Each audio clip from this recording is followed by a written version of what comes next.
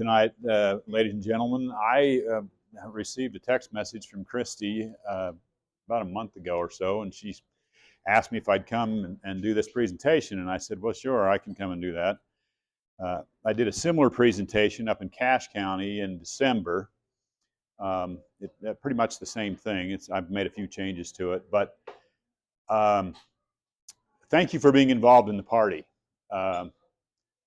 Frankly, unfortunately, in my opinion, we would be better off as a society if parties didn't exist. You may not agree with that. That's my own personal philosophy. Okay. Unfortunately, in Utah, at least, the battle for freedom and liberty is within the Republican Party. And I hope you're engaged, and I hope you are, doing what you should do to fight the battle for liberty. Just from a personal note, you see my background here. I'm married to my wife, Janet, for 43 years, father of 5 daughters. I have 14 granddaughters and 2 grandsons. So I swim in estrogen all the time. So anyway, that's just personal. I served 2 terms on the Cache County Council. We have a council executive form of government in Cache County as opposed to a 3-member commission. That has its pluses and minuses in my view, but I did serve 2 terms back in the 90s. I got elected in 1994, took office in 1995, served through 2001. Actually, 2003. My term ended in 2002, the 2002 election. I have served 3 different terms on the State Central Committee with the Utah Republican Party. One was while I was a county councilman back in, I got elected in 99, I served through 2001, and then I said, I've had enough of this, I'm going to get off of this. And then I didn't run for re-election in 2002 for the county council. I'd already served my 2 terms, and I figured, you know what, it's somebody else's turn to take that punishment. I don't think I need to go down that road any longer. So that's a little bit about my active political involvement, although the other 2 terms that I served on the State Central Committee is where I met Lyndon Brittner.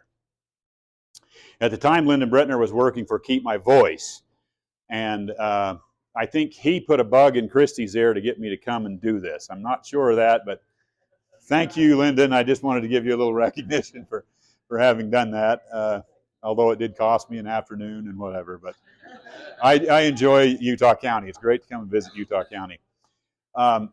Just so you're aware, ladies and gentlemen, from the early days of the Republic, Thomas Jefferson and the other founders believed that we needed to have, quote, small republics, unquote, or wards, as Jefferson referred to them.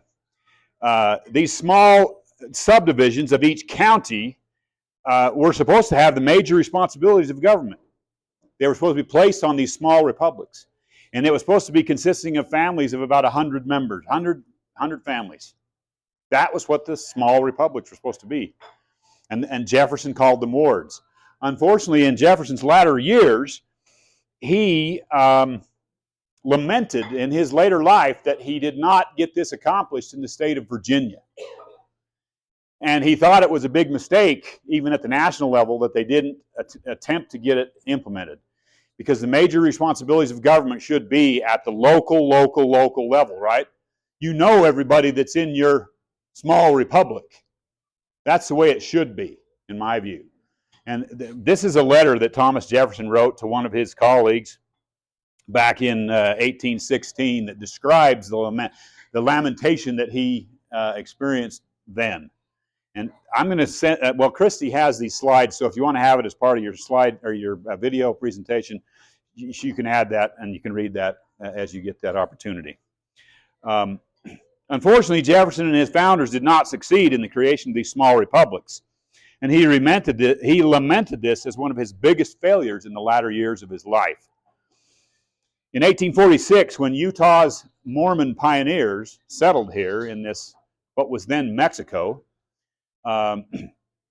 they organized themselves and immediately applied to the Congress to become the state of Deseret. In 1848, they filed a formal petition to the state or to the national government to become the state of Deseret. That petition, unfortunately, was denied by Congress, mainly because of some religious beliefs that the local dominant religion was participating in at that point, a different definition of marriage, if you can believe that. But anyway, they organized themselves after the Jeffersonian ward system, and they created the beginnings of our modern-day caucus and convention nominating system for candidates for public office without the division of partisanship. The U.S. Congress refused to create the state of Deseret in favor of the creation of the territory of Utah. And Utah Territory, they later became the 45th state in the Union in 1896 as a condition of statehood. The nonpartisan nature of these small republics called wards the Congress required Utah to adopt the national parties. And so, I don't know if you remember this history from Utah's history, but Brigham Young, of course, who was the governor of Utah or the Utah Territory for a while, and when they were going through some of this back and forth, they said, in order to get your petition for statehood adopted, you got to adopt the national parties. And so Brigham Young went down the congregation. He said, you're going to be a Democrat, and you're going to be a Republican, and you're going to be a Democrat, and you're going to be a Republican, and that's the way they divided themselves. That was how the Latter-day Saints in this state, or the territory at the time, adopted the national political parties. How many of you know who this man is? Anybody have any idea? The last time I did this presentation, some people said, this man looks like Mike Lee. And he kind of does look a little bit like Mike Lee, but it's not Mike Lee. This is a man by the name of Herbert Ma. Herbert Ma was the Senate Majority Leader in the Utah legislature in 1937. And he had this great idea that he wanted to run for governor. But guess what? In 1936, a convention of the Democratic Party, they would not nominate him. And so he was just steaming at his party because they wouldn't do that. They wouldn't nominate him to be the governor candidate for the Democratic Party. So what does Mr. Ma do? He failed to secure his nomination for his party for governor, citing the Democratic delegates were citing his voting record as not staying true to their party platform for not nominating him. So he then convinces his colleagues in the Senate and in the House of Representatives to force political parties into a primary system. And this is the only time in Utah's history when we have not had a caucus and convention system entirely.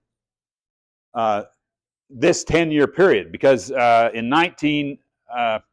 got elected, by the way, in 1940. Mr. Ma did. He became the governor of the state of Utah in the 1940 election. And he served for 2 terms through 1948. It got so bad, the participation level, because they had this runoff system in the 1940s, where they had to, the parties would, the candidates would just I think they would go get signatures or something to get onto the ballot or pay their fees or whatever.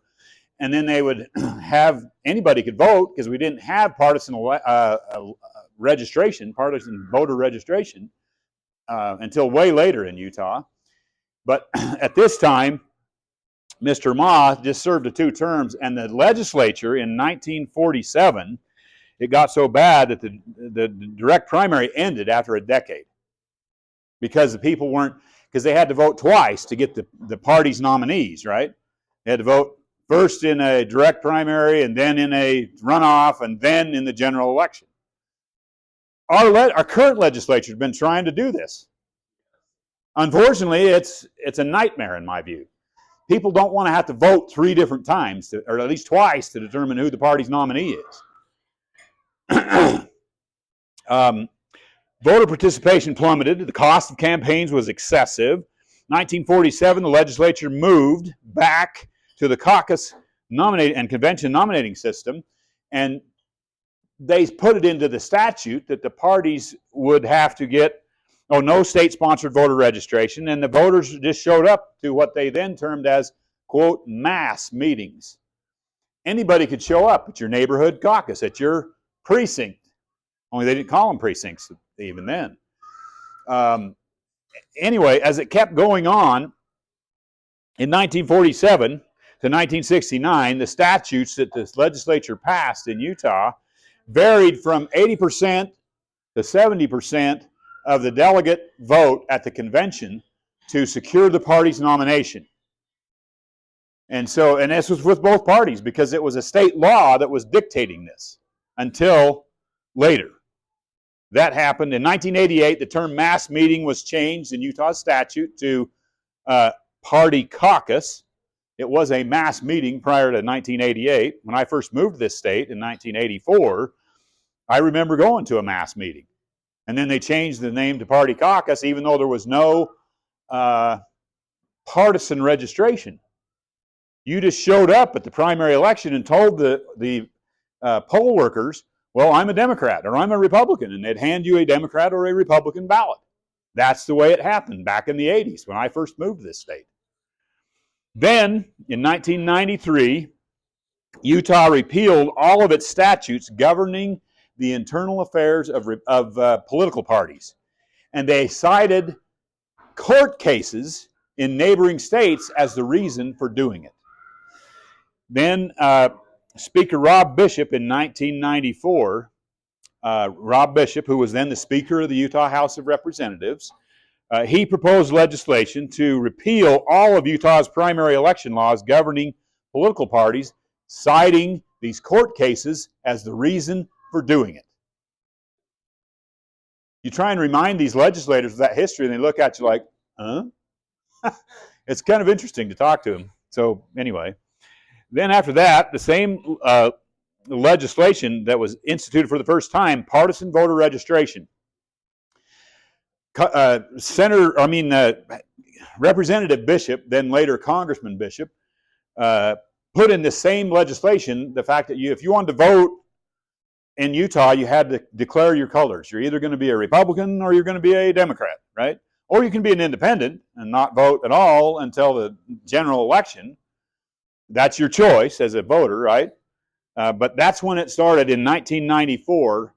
I think it was implemented in 95, where you had to register to be either a Democrat or a Republican or a Constitution Party or a Libertarian, whichever party you chose to affiliate with on your voter registration. Just checking the box on your voter registration says, I want to be an R, right, or a D or whatever. 1994, the legislators cited crossover voting as one of the reasons that they wanted to change to partisan voter registration. And then in 1996, the Democratic Party in Utah moved its threshold to 60% to nominate their candidates. And the Republican Party followed suit in 1999 and moved its threshold to 60%. And the reason that they did that, both of these parties did that in the 90s, is because there was a lot of confusion back and forth in some of the congressional districts back then. I don't know if you remember, we had a couple of Democratic congressmen that served from Utah then in the 90s. We had Matheson. Jim Matheson was part of the congressional delegation in the 90s, and so was Shepard. Yeah, Shepard was a member of our House delegation. And, of course, the legislature then changed it in the year 2000, and they kind of divided Salt Lake County so that it was divided with the other congressional districts. So it's harder for Salt Lake County to get a Democrat elected. And that's also an interesting story. Sometime you'll have to read about what's going on right now with litigation and so forth on redistricting with every decade redistricting process that our legislature goes through. Who was Utah's governor in 1994? Anybody remember? That man. Governor Mike Leavitt. And, you know, Mike Leavitt, he actually got elected in 1992 for his first term. He served 2 terms and a half in the governor's office. Mike Leavitt, he's Utah's 14th governor, served from 1993 to 2003, so he was in the governor's office for a decade. He was the EPA administrator in the Bush administration, the second Bush administration, in the second half of the second Bush administration, from 2003 to 2004. Actually, in 2005, he became the Secretary of Health and Human Services. Then he is the nemesis, in my view, of the Utah caucus and convention system from 2003 to the present. And I'll tell you why Mike Leavitt became the nemesis of Utah's convention system, even though it was the convention system that nominated him and made him the governor and so forth back in the early 90s, right? The reason is because, he shepherded through in the 94 repeal of the statutes governing how political parties functioned in Utah. Governor Leavitt was the governor, and of course he shepherded through the party's organizing convention in 1995 the Constitution and bylaws of the state Republican Party. And basically that just mirrored what the statute was prior to the repeal of the statute. The threshold was set at 70% in the statute. It was at 70% until 1999, when the party said, we're going to lower this down to 60%, following the Democrats that did it in 1997 or 96. The Utah Democratic Party moved theirs and set 96. In 1999, of course, the GOP moved theirs to 60% without a primary. No primary for anybody if they get a 60% threshold vote at the state convention or the county convention. Well, some of the counties still have 70%. And Cache County still has theirs at 70%. They never moved it down to 60. In 2000, Governor Leavitt is forced into a primary election when he's seeking his third term. The delegates at that convention did not give Mike Leavitt the nod at the convention, and that ticked him off. He didn't want to have to go to a primary. There was a man from Davis County, his name was Glenn Davis, as I recall, kind of an unknown guy, didn't have any real political following, wasn't very well funded, but the delegates said, we don't like what Mike Leavitt's been doing enough as governor to give him a pass to get onto the general election ballot at the convention. So they made him go to a primary, and he didn't like that idea, have to spend money in a primary. 2003, Leavitt resigns to become the EPA administrator in the Bush administration. It's after the Olympics, and he got to have all the glory of the Olympics and all that, Mike did. And then in 2004, three actually, after he resigned, Layne Walker, who was his lieutenant governor, ascended to be the governor. And she had been elected, I guess, technically as the lieutenant governor, which, by the way, I don't think we do that very well in this state. We just have our assumptive nominee for the parties name someone that they want to have be the lieutenant governor, right? They don't actually have to stand for election. And then they go on the ballot as the lieutenant governor with the governor candidate that secured the party's nomination. I think that should be changed. That's my opinion, but nevertheless. Layne Walker loses at the 2004 Republican convention to become the party nominee. And that really, really ticked Mike Leavitt off. He wanted her to become the governor. Didn't happen because John Huntsman Jr. was in that race, and a couple of other legislators were in the race, and Huntsman ended up becoming the governor, right, in 2004, or 5 is when he took office. In 2008, an interesting thing happened. We had a very significant financial market seize up in this country, right? How many remember 2008, what happened in the financial markets? If you have a 401k, it became a 401(2), right? You lost about half of your savings that you had in a 401k because the financial markets all seized up, mortgage markets all seized up, price of real estate for the first time in my lifetime went down. I knew homes you could buy in Las Vegas for half of what they were selling for before that financial market went down like that. So that was a significant thing that happened in 2008. But these three legislators, or Congress members from Utah, took a vote that, in my opinion, was unconstitutional. In fact, Senator Bob Bennett admitted that it was an unconstitutional vote to a bunch of legislators, because they were accusing him of it, and he agreed, well, I had to violate my oath to the Constitution so we could save the economy. That was his excuse. We have bankruptcy laws for that purpose, right? If these big banks that are too big to fail are failing, guess what?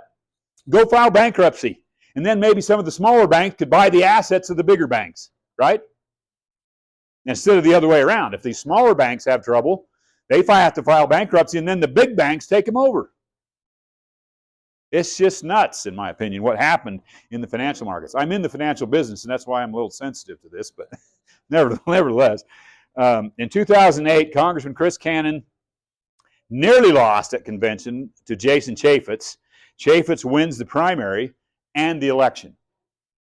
Then in 2010, three-term U.S. Senator, chair of the U.S. Senate Banking Committee, which is a very powerful committee in the United States Senate, loses.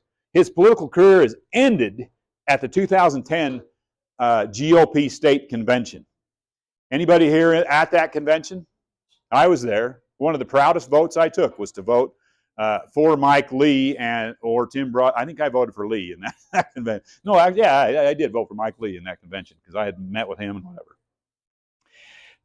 And of course, Mike Lee secures the nomination and the election. He's been our U.S. Senator since 2010. In 2010, Utah's establishment politicians, right after that convention, they go berserk.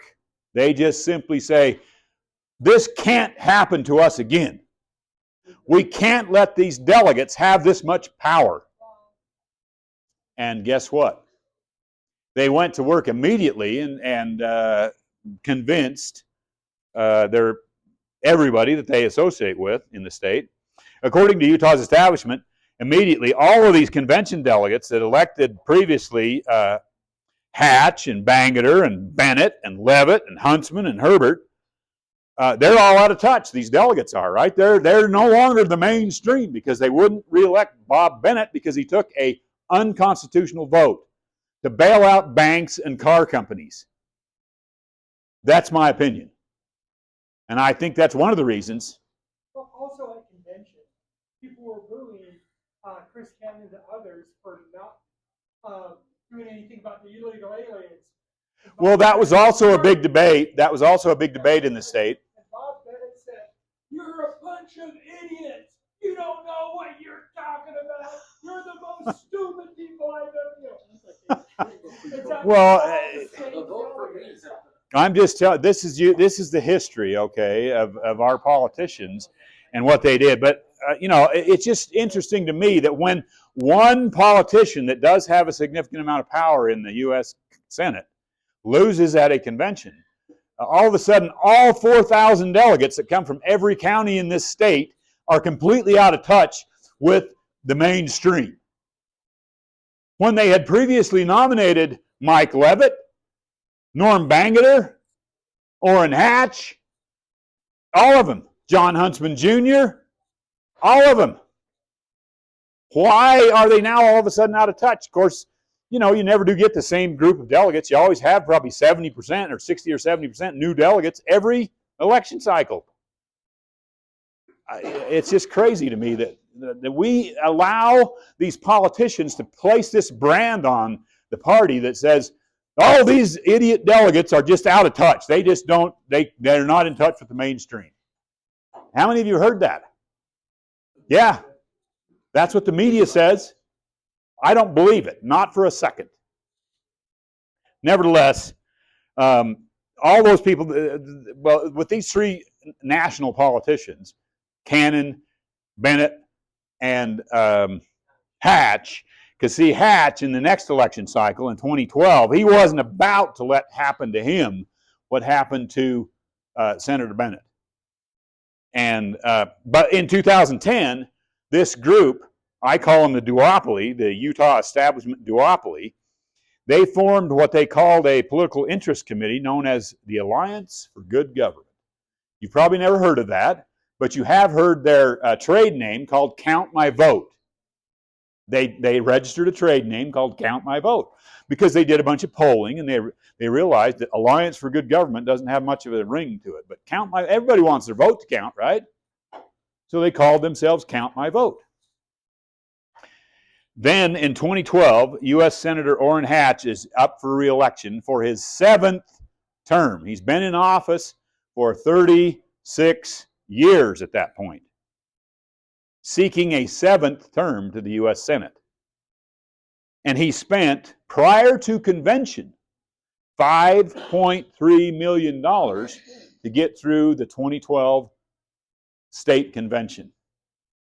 And even with spending $5.3 million, and he had staffers calling every voting precinct and getting all of their people out to the caucus to get elected as delegates. I went to the caucus that year in 2012, and we probably doubled our attendance at that caucus. I mean, normally we get about 100 or 150 people out to our caucus, where I live up in Smithfield. And that year we had 250 or 300 show up. And they were out, they had all been instructed to elect people that would support Orrin Hatch at the state convention. He had paid staffers doing this. Okay? So then they go, and those delegates all get elected, right? Well, when those delegates get into the process and they interview Orrin and they find out that Orrin took this vote in 2008 and it was an unconstitutional vote and whatever, at least 41% of them said, you know what, Orrin? You're not going to get out of this convention without a primary. We're going to make sure that you have a primary. And there was a state senator by the name of Lillianquist from Bountiful that ran, and he came out of that convention and ran a campaign against Orrin Hatch. Of course, he lost because Orrin had to spend another $5 million to get the primary, right? And then the establishment duopoly says, well, if we got to spend $10 million to get a 6-term senator reelected, we just as well eliminate this caucus. That was their attitude. 2012, Governor Mike Leavitt, or former Governor Mike Leavitt, pens an op-ed in the Deseret News. And this op-ed, he titled it, A Better Nominating System. You can still get that op-ed if you go to that URL right there. And I'm going to get, well, Christy has this, and she can send it out to you, so you can just go to that and read the whole op-ed if you'd like to. But the point I want to make here is highlighted in yellow, and that is Mike Leavitt admitting in his op-ed that I have joined a group of community leaders across this political spectrum calling for the modernization of Utah's election system. He also said that, this count my vote thing is going to be real. We're going to make this happen, right? But he said the first step is for the Utah legislature to pass legislation this year that complements our caucus and convention system by adding, quote, an alternative route to the ballot, unquote.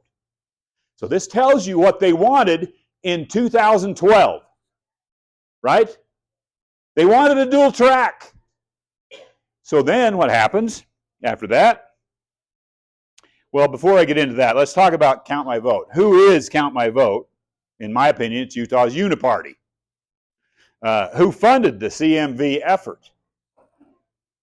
This man right here, Senator Bob Bennett, spent lots of money donating to Count My Vote.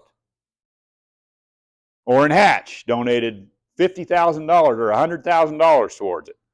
Mike Leavitt, who was Mitt Romney's, in 2012, Mitt Romney was the National Republican Party nominee for the President of the United States. He lost to Barack Obama that year, but Mike Leavitt was his transition guy. If they would have won, Mike Leavitt, of course, you know how that works. In the fall of the year, during the presidential campaign, both parties name a transition team, anticipating that they're going to win, right? Well, they get lots of money from donors from all over the country, and they get lots of money from the government to do this transition. Well, guess what? There was hundreds of thousands of dollars that Mitt Romney and Mike Leavitt donated to Count My Vote for the purpose of eliminating Utah's convention system. Gail Miller, the late auto dealer Larry Miller's wife, billionaire in this state, she donated hundreds of thousands of dollars to this effort. John Huntsman Sr. also donated hundreds of thousands of dollars to this effort. And this is the president of Zion's Bank, actually the CEO of Zion's Bank, Scott Anderson. He also donated a bunch of money towards this effort. And there are a few more what I call Salt Lake Chamber class that are the uber wealthy of Utah that made this happen in the state of Utah. If you look at the donations for Count My Vote, back in those days, you won't see very few small donations from individuals. It all came from high dollar people who donated hundreds, 50s or $100,000s of dollars. In 2012, after I saw that editorial run from Mike Levitt in the Deseret News, I saw absolutely zero response from the state party. At the time, Thomas Wright was the party chairman. He was actually working with Count My Vote during that process to try and get him to back off and whatever, but they wouldn't. They didn't back off. 2013, a different man was elected. James Evans was elected as the party chair, but 2013, Levitt and company were dead set on forcing their will on the party and the state. They raised $850,000 from a few wealthy individuals and politicians in a matter of weeks to support their voter initiative that they filed in the spring of 2013. So they started gathering signatures to put a voter initiative on the ballot in 2014. And then they failed, in my view, they failed to get enough signatures. But this voter initiative would have eliminated the convention system entirely in favor of a direct primary. So the party wouldn't have had the ability to put a candidate on the ballot any longer if this would have passed. How would they have gotten that? They would have had to get 2% of the signatures of the voters in their district or statewide if it was a statewide election. 2% is what they required under that voter initiative. So you had to hire somebody to go out and get signatures for you, or go out and do it yourself if you're running for state legislator or for a county office or whatever. That's what it would have been, 2% of the registered voters in the district that you are running for, or statewide for a statewide office. Because of the difficulty of gathering signatures, Count My Vote spends hundreds of thousands of dollars and still comes up short of the required number of signatures to place their initiative on the 2014 ballot. The legislators passed this law without signature verification. I'm not kidding. That is exactly what happened. They were just threatening that they had the signatures. They claimed that they had them, but there was no verification on the part of the county clerks or the lieutenant governor that they had them. They just threatened that they had them. And to the rescue comes this man. You guys all ought to know him, right? And this man, Kurt Bramble and Dan McKay. Utah Senator Dan McKay, Kurt Bramble and Representative Dan McKay sponsor SB54 in the 2014 general session. They give Count My Vote everything they asked for and then some in this legislation. You see, Count My Vote was not asking for the state to force unaffiliated voters into the primary election of the parties. But this legislation included that. Why? I don't know. Ask Kurt Bramble. He was one of your state senators from this county. But that was in the legislation. Okay? Count My Vote didn't ask for that.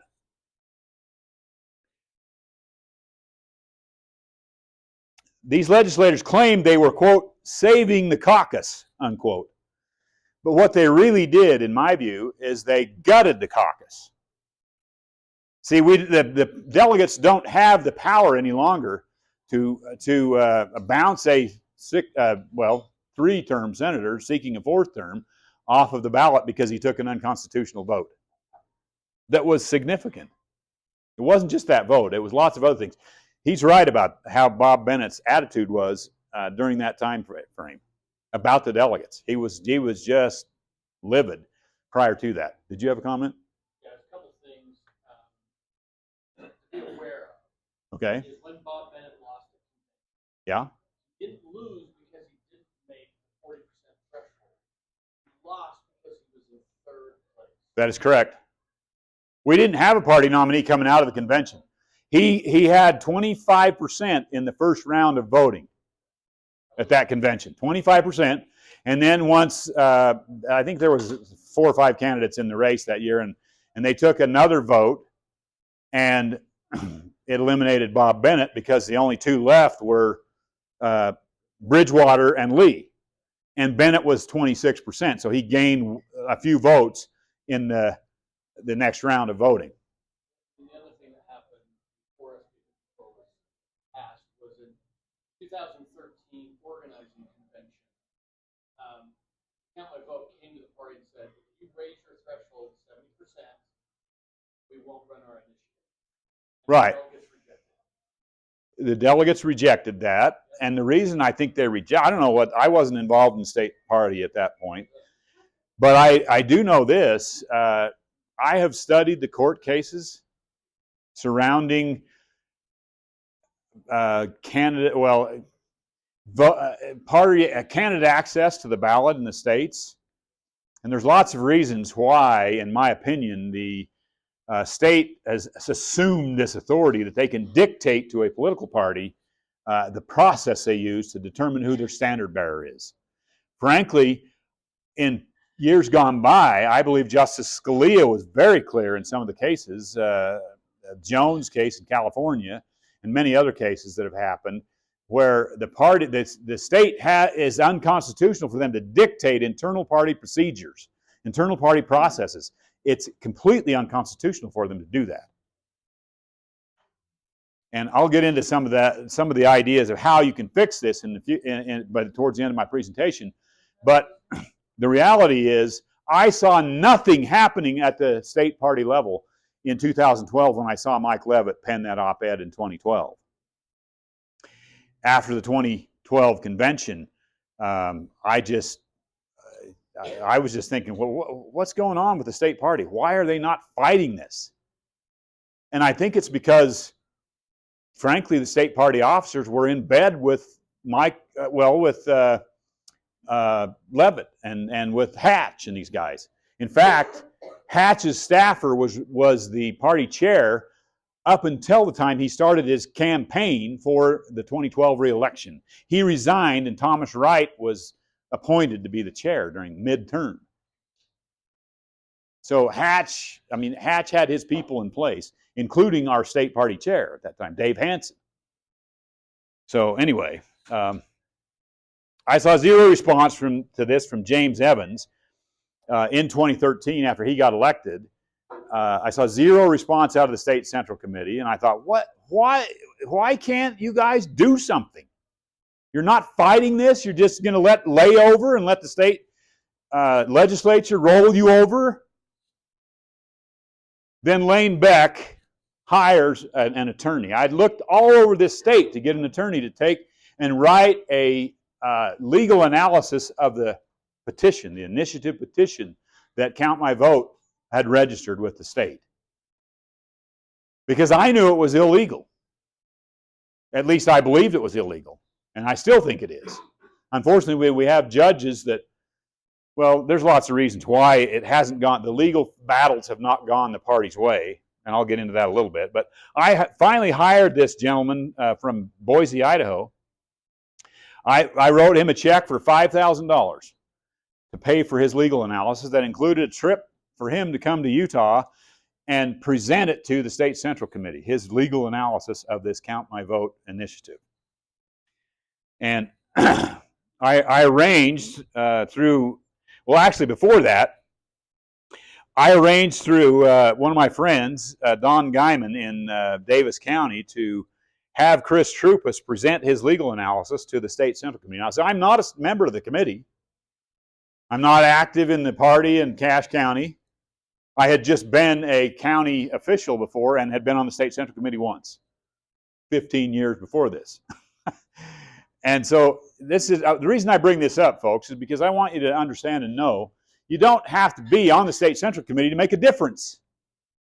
You can make a big difference if you just get yourself active, no matter if you're on. Of course, you can influence your representative that's on the State Central Committee. In Utah County, I believe you elect those folks by Senate district, do you not? Each Senate district has one State Central Committee member, I think. Or a few, or whatever. You get your delegation from your state Senate districts. Anyway, Don presented a he arranged for me to have Chris Troupas come and do that legal analysis. Bramble and McKay promised the SCC in a State Central Committee meeting that was held right here in Provo on March 1st of 2014.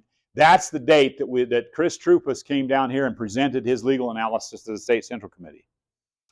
They presented well, Bramble and Company came in after Chris Troupas did. Chris Troupas came in. I picked him up at the airport, brought him down here to Provo. We handed out the legal analysis to everybody that wanted it in the State Central Committee, and he did his presentation, about a 15-minute presentation or a 20-minute presentation. Guess what? He got a 10-minute standing ovation after he did that presentation to the State Central Committee. I was shocked. I just thought, wow, this is pretty amazing.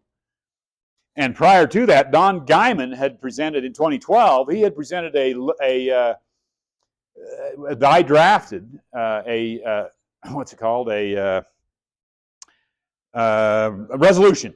It was a resolution that the State Central Committee passed in 2012 after Mike Levitt penned that op-ed in the Deseret News. I penned a resolution for Don to get passed through the State Central Committee, and it passed almost unanimously to tell the state legislature and the governor to leave the party nominating system alone. Don't go down this road with Mike Levitt and company. But did they listen to the party? No, not at all. They just ignored them. What does non-severable mean?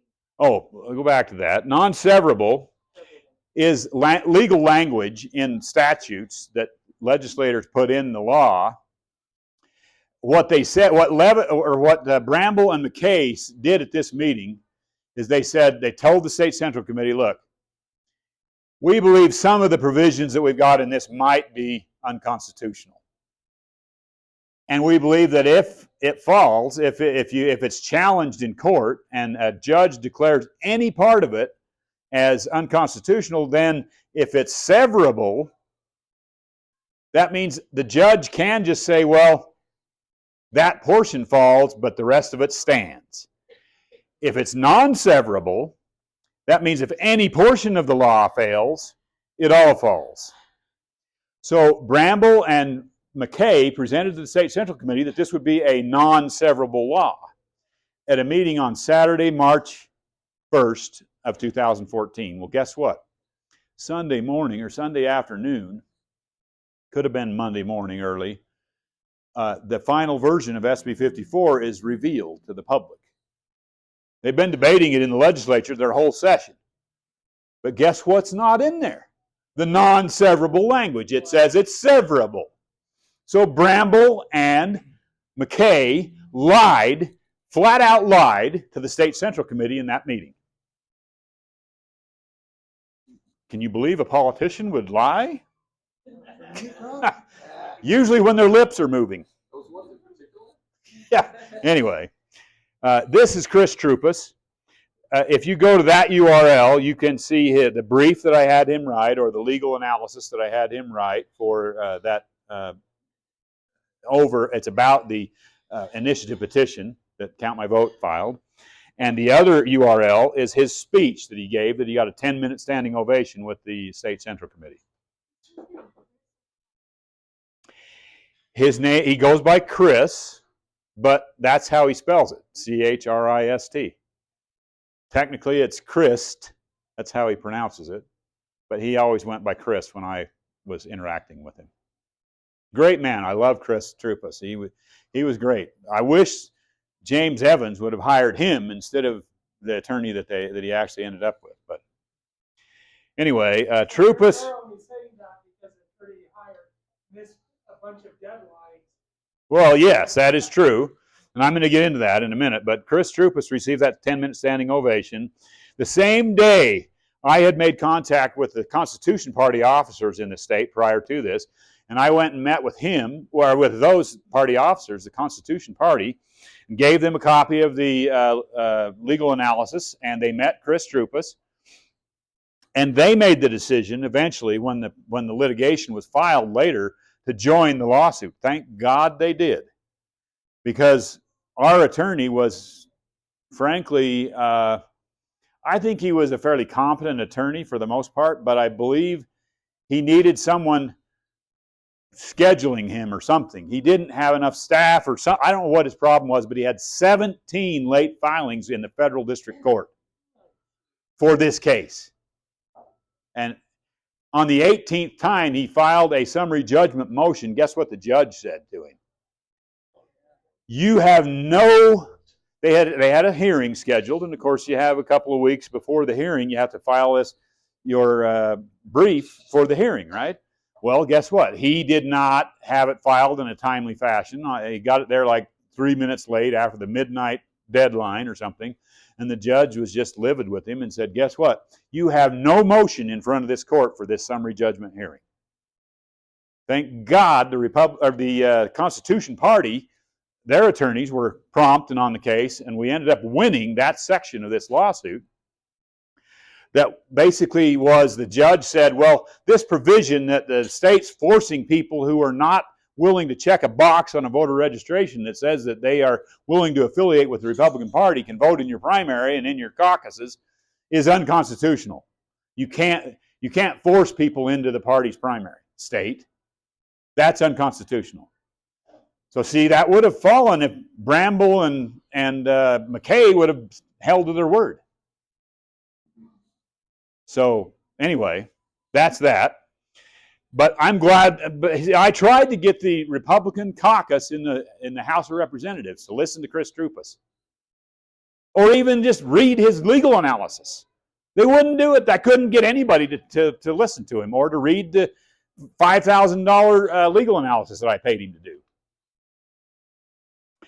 The Utah GOP party officers are now in a box. They'll be lynched if they don't file some kind of legal action after he got a 10-minute standing ovation by the State Central Committee. The State Central Committee basically forced James Evans, who was the party chair at the time, to file the litigation at some point. I attempted again to get the Democratic Party and the GOP Legislative Caucus to listen to Troupas. Neither one of them would. Utah legislature passes the SB54, circumventing the partisan conventions and creating a dual path to the ballot. Exactly what Mike Leavitt wanted in that op-ed that he penned in 2012. The legislature, are they following what the party wants? No. They're following what Mike Leavitt and company wants, what the duopoly wants in Utah. That's what they're doing. Governor Gary Herbert enthusiastically signs the bill into law. It becomes effective in 2015 for the 2016 election cycle. James Evans is the party chair in 2013 to 2017, and this man, Rob Anderson, was elected in 2017. Now these two, in my opinion, my humble opinion, they did more to make sure that this litigation failed and not overturn SB54 than any other effort, even on the part of the legislators. I think what they did was just as bad or worse than what those legislators did in lying to the State Central Committee about it being non-severable.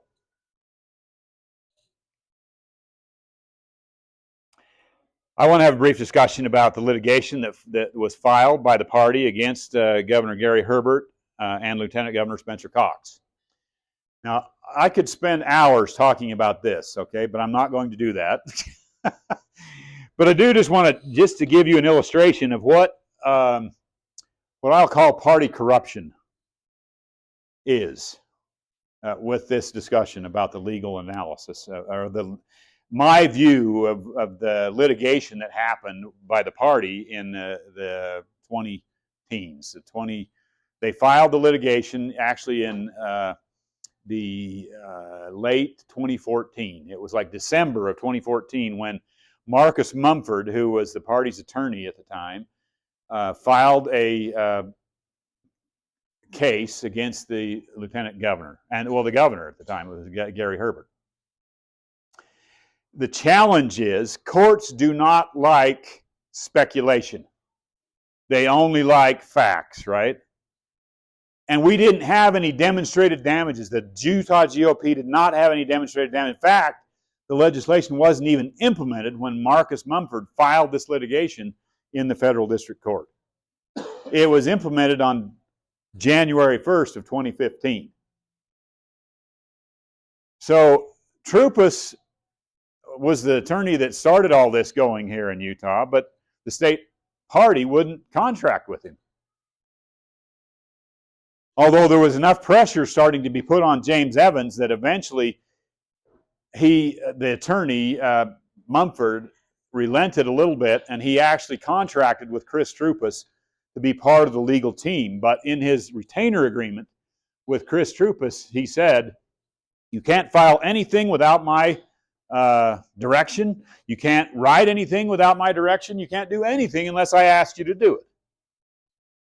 So his hands were tied. Troupis could not do anything unless he was directed to do it by Marcus Mumford, or I guess the party chair, James Evans. So then in the spring of that year, I remember getting a call from Evans, James Evans. He said the state legislature wanted to meet with a bunch of us that were on the state central committee at that point. They wanted to meet with the House Speaker, who was, at that time, it was Greg Hughes. So we went in and met with Hughes. There was about maybe a dozen of us or 15 of us from the state central committee that went in and met with Speaker Hughes. And Speaker Hughes said, because it appeared the judge had kind of signaled that he may, this wasn't in 15, this was actually in 16 during the election cycle. Because year 15 was when all those late filings happened by Marcus Mumford.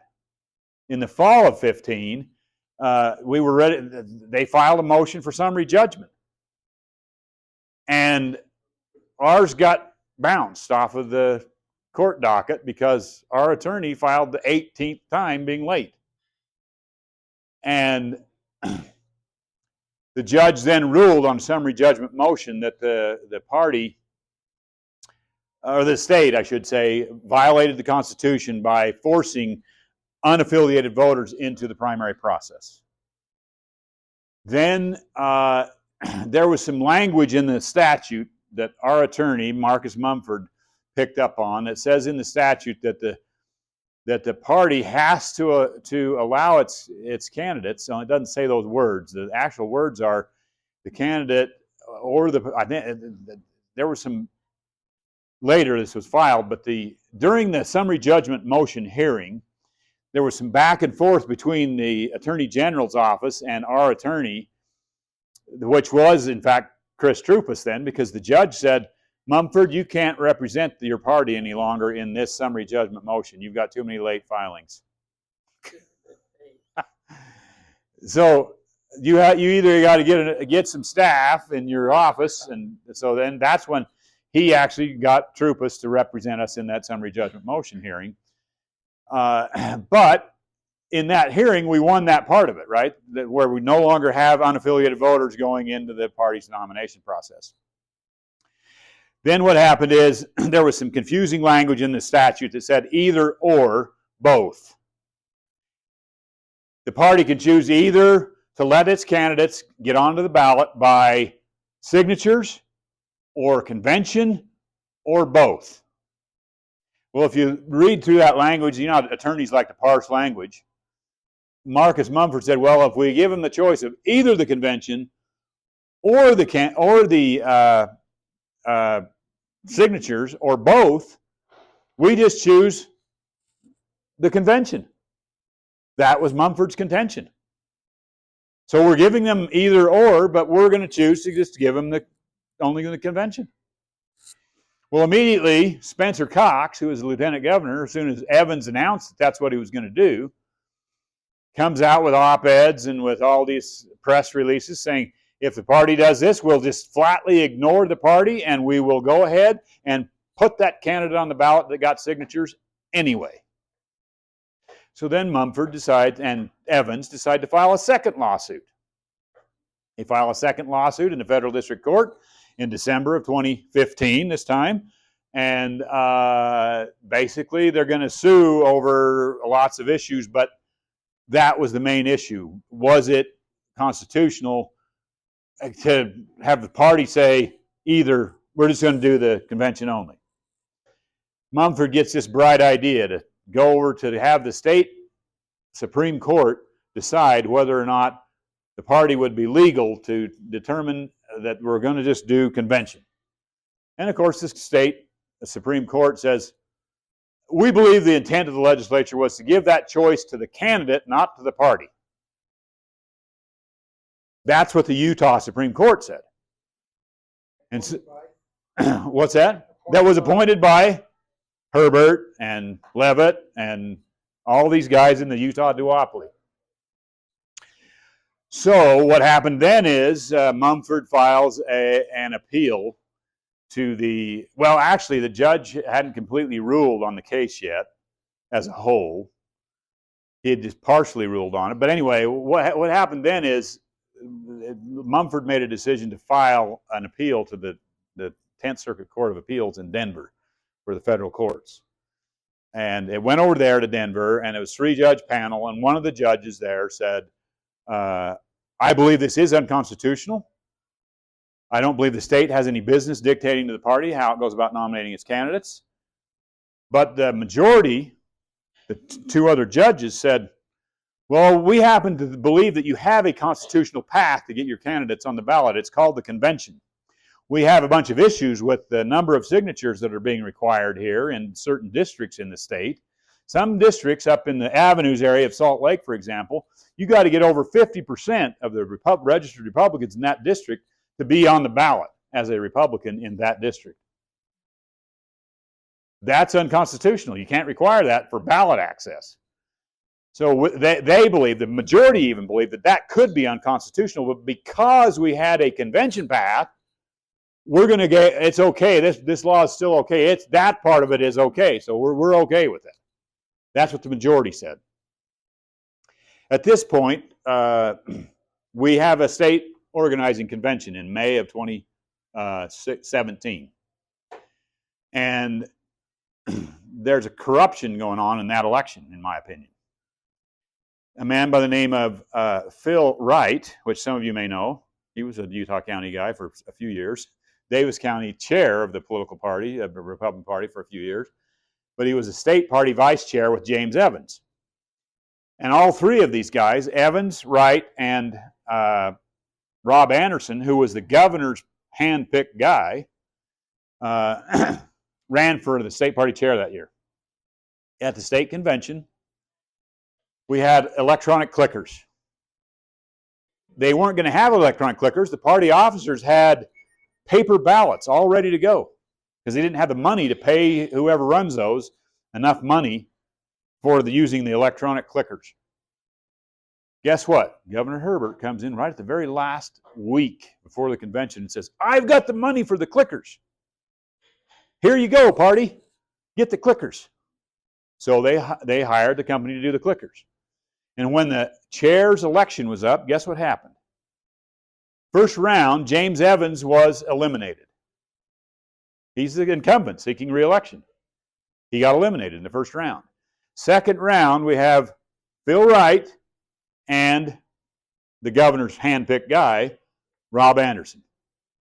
Well, so we have, and this is at the last vote they're taking, is for the party chair at the state convention. Take the first vote in the first round, and after the first round of voting, a bunch of people left, a bunch of the delegates left, because they're tired of being there. You know how that is. If you go, I mean, last year's state convention was what, till midnight? Rob Axon, sorry, I don't know who's on our state organizing committee for that convention, but that was a disaster in my view for the caucus. Anyway, the second round of voting comes in, and all of a sudden the chair of the convention, Thomas Wright, stands up at the podium and he says, we have a problem because we didn't, quote, clear the cache, unquote, of our computer system on these clickers. And so we got to have you re-vote for state party chair. Well, it's my opinion that Phil Wright actually won that vote. And when the count came in, they said, we can't have Phil Wright as our chair because he was all about eliminating SB54. And so we re-voted, and guess what? Rob Anderson became the chair of the party. Oh, yeah, that was a big disaster. Anyway, he was the chair for 2 years, and his attitude was, he's a military guy. I don't blame Rob. He didn't understand politics, in my view. He didn't understand how to do politics. He might be a great guy. I had some pretty good butt heads with him during that time period, but the reality is he believed in this philosophy. He said if the president of the United States calls the governor and says we got to do this, he jumps into action and does that. And if the governor calls me and says we need to do this at the party, then I need to jump into action and do what the governor says I got to do. That's military, right? That's not what you do in political parties, in my view.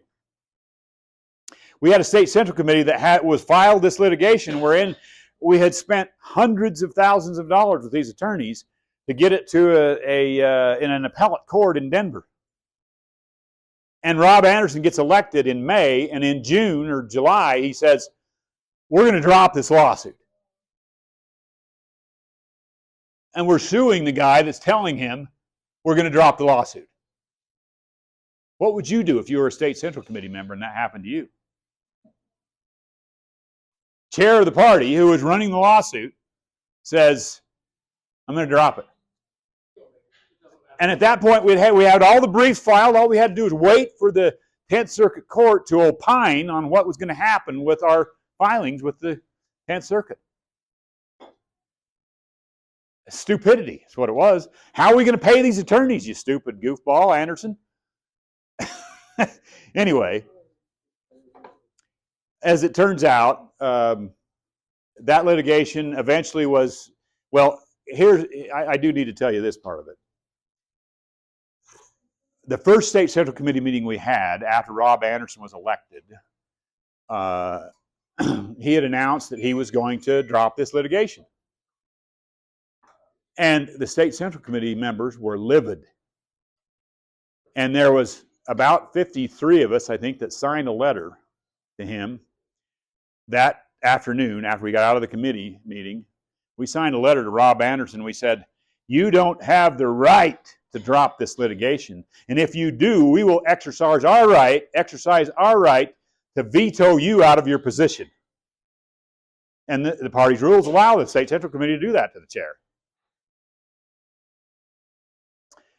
That group that signed that letter later became known as the, quote, Gang of 51 by a nemesis of the caucus system named Darrell Acumen.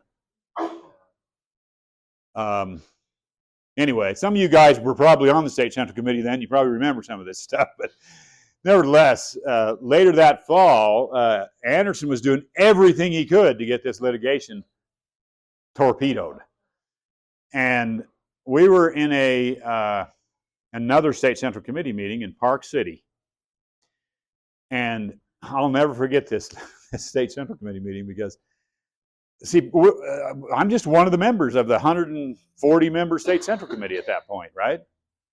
I don't have any say over what's happening with this lawsuit other than I was voicing my opinion to James Evans and emailing him all the time, and but I didn't have any control over it. But there was a bunch of us that were livid at Rob Anderson. And Rob Anderson had announced just before the state central committee we were having in Park City that he was going to declare bankruptcy for the Utah Republican Party because we had a bunch of debt that we owed to these attorneys that we hadn't been able to pay. And fortunately, we had a patriot from Utah County that stepped up to the plate and said, I will pay the legal fees going forward. Some of you worked for him. You two guys both worked for this patriot, in my view. And so, right before the state central committee, I got word that had happened. That Dave Bateman had made that promise that he would pay those attorneys, or at least the legal fees going forward. He didn't commit at that point to pay the ones back, but. So at that, we were prepared for that. And when we got to that meeting up in Park City, and Rob Anderson had announced prior to that he was going to declare bankruptcy for the party, there was ready to be some hair flying at that meeting. I mean, Rob Anderson was about to be lynched because he wasn't listening to his State Central Committee, who's the governing body of the party, right? And so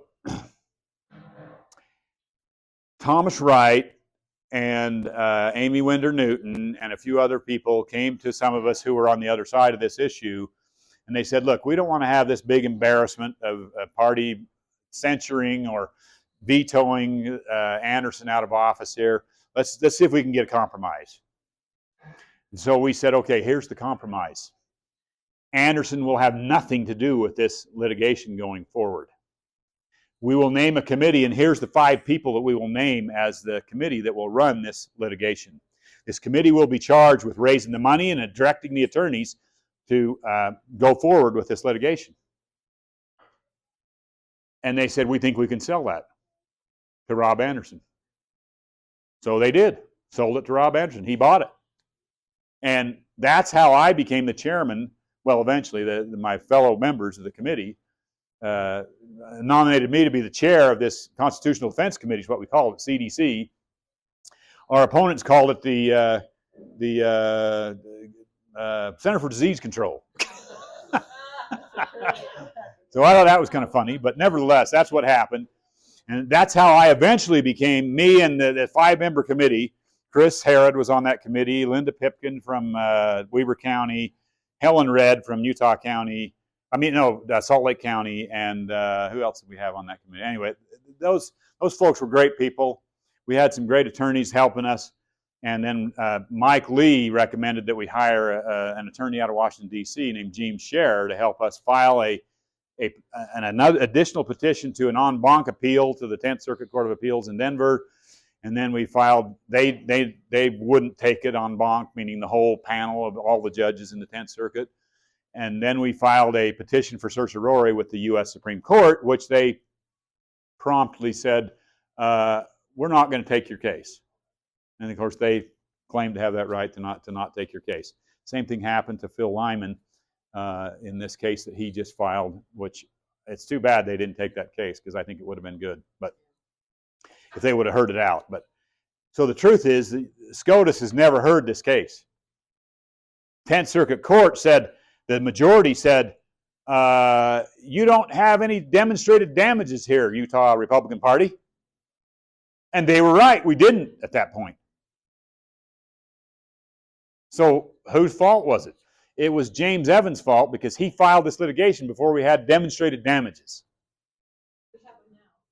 We do have demonstrated damages now, but unfortunately, it's the wrong method to go about getting this overturned in the courts, in my view. We can't rely on these judges.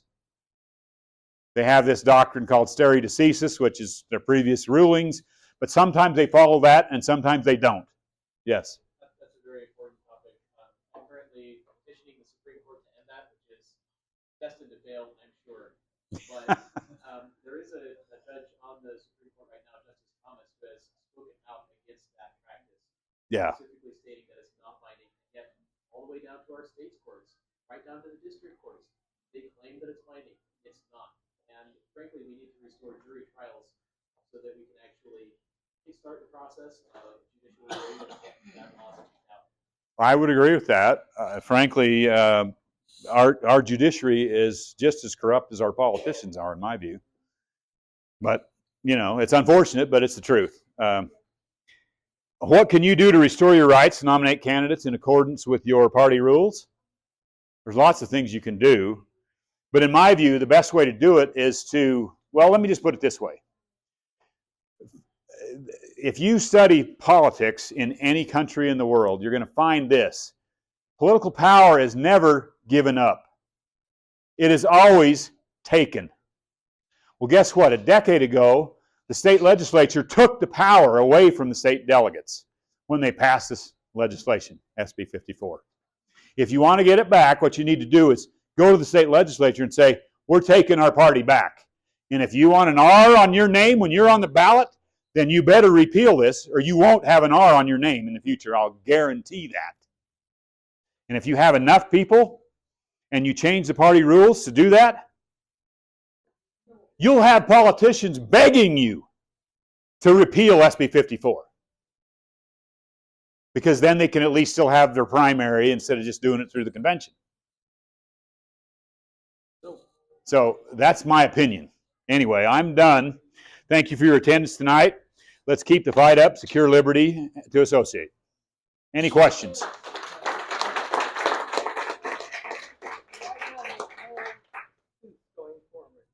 Pardon me? Right now, there's no suits going forward. Well, I think Natalie and Phil filed some lawsuits. Phil's, the one that he filed, ended up, the U.S. Supreme Court did not accept the case. They didn't rule on it. They didn't opine on it. The way Phil got there was he filed a petition in the Utah Supreme Court, which they just promptly ignored. One judge made some comments about it, but basically they ignored Phil's lawsuit. That's what happened, Phil Lyman's lawsuit. I think Trent Stagg should have been involved in that lawsuit. I think the party should have been involved in that lawsuit. I think... Trent did submit an amicus brief. Okay, well, that's a less expensive way to go about being involved in the lawsuit, so that's good. At least he did that. But anyway, if you want to take your party back, you're going to have to actually do that. You're going to have to get a state central committee with a spine of steel that won't care what the press is saying about you. They won't care what the politicians are saying about you. And you're just going to have to tell the state legislature, look, if you want an R behind your name, when you get on the general election ballot, you better repeal SB54, because if you don't, you're not going to have an R behind your name. My opinion. Yes. Okay, my representative, my senator, I can't remember. Anyway, he keeps telling me that if we repeal SB54, we will lose the caucus. Well, you know what? I keep telling him, no, You know what? happening in my law. That is exactly the same language that Kurt Bramble and Dan McKay used with everybody in 2014, a decade ago. This is needless. So do you want to believe Dan McKay and Kurt Bramble or your legislator? No. Well, you can if you want to. It's up to you. In my opinion, you're going to have a spine of steel. You're going to have to tell these legislators, look, the party has a right to determine the methods that it selects its standard bearer by. You don't have a right to dictate to this to us. And if they don't, and you know, you got to have a credible threat. If they don't believe you have the power to do that, you've got to educate them and have the ability to actually hammer that down and do it to them if they don't listen to you. And there's ways you can do that and go about that, but nevertheless, I'm done. Unless you have more questions. Yes. So, first of all, I'm just going to point out that their argument was that SB54 and the caucus system were non-severable. But again, they're lying. They are lying. So my question is you're saying that if we can take the R on the ballot away from them in the general election, they'll overturn SB54. I happen to agree. How do we do that? Yeah. Well, right? I mean, do we throw them out of the party? Does the party set the rules? well, I think there's some. I'm just going to leave it at this. I think there's some wargaming that needs to go on before the party makes this move. I agree. Okay.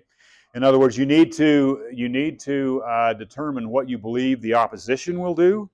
You need to determine how the politicians will likely react, and how they will react. And you need to have some attorneys on board with you that will support you in this effort to secure your own processes in your party. What if we had a bylaw? We called it bylaw 8. Yeah, we actually did have a bylaw that we passed when I was on the State Central Committee the last time, called Bylaw 8.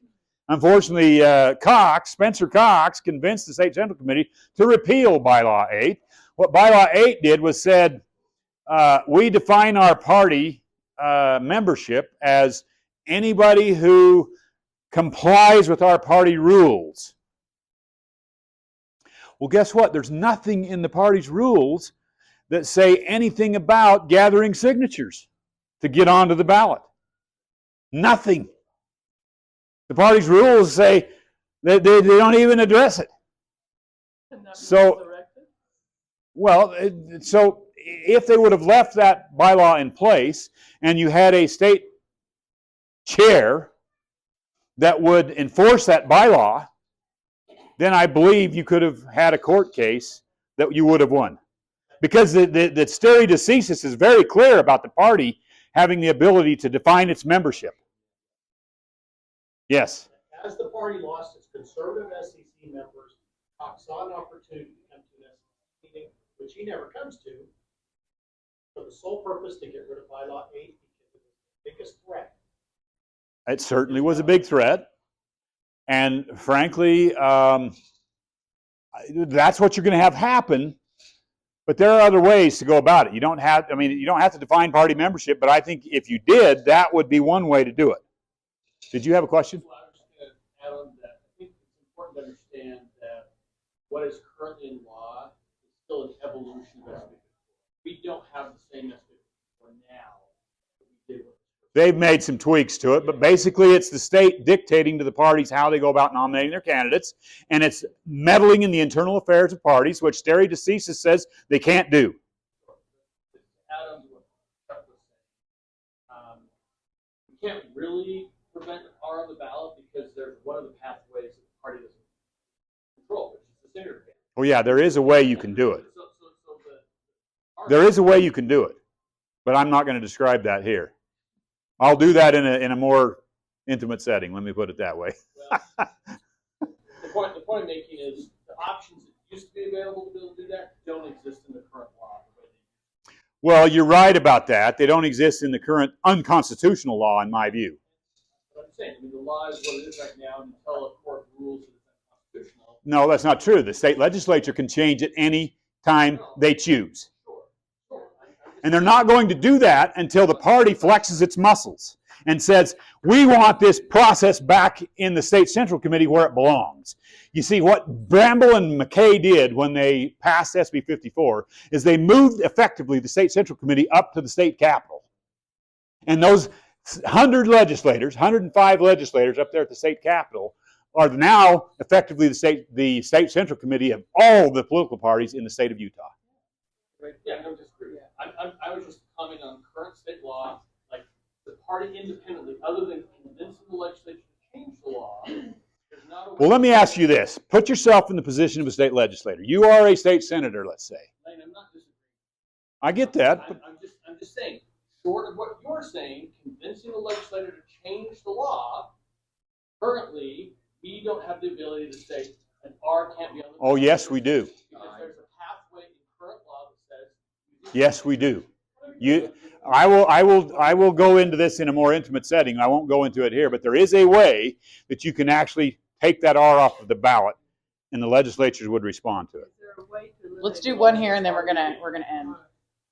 So I think the biggest problem and the biggest damage to the party of this whole signature and everything you're talking about is having so many people on the ballot that you have people winning by 30%. Yeah, Cox got 34% when he became the governor's nominee in 2020. So is there a way to do a law to say, to limit the number of people and say on the primary you can only have 2 candidates? Whether they come from signatures or whether they come from the caucus, there can only be 2. No, you're going down the wrong road here to say that. And the reason I say that is because it's unconstitutional for the state to dictate the process that the party uses to determine who its standard bearer is. And if you just say to them, well, look, state, but go up to the state legislature and beg, if we raise our threshold to 80% or 70%, will you repeal SB54?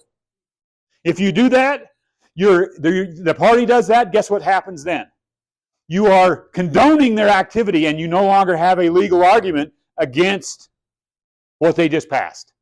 You're showing them your underbelly and they're going to go there. I'm just telling you keep in mind, political power is never given up. You have to take it.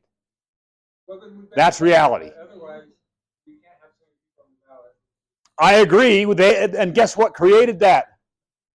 SB54. So guess what needs to happen to fix that? Repeal SB54, right? Yes. Last one, Seth.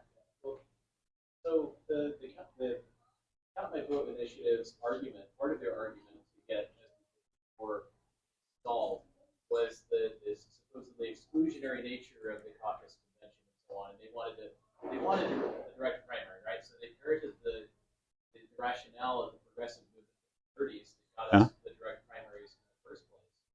So if their pitch is that they need a direct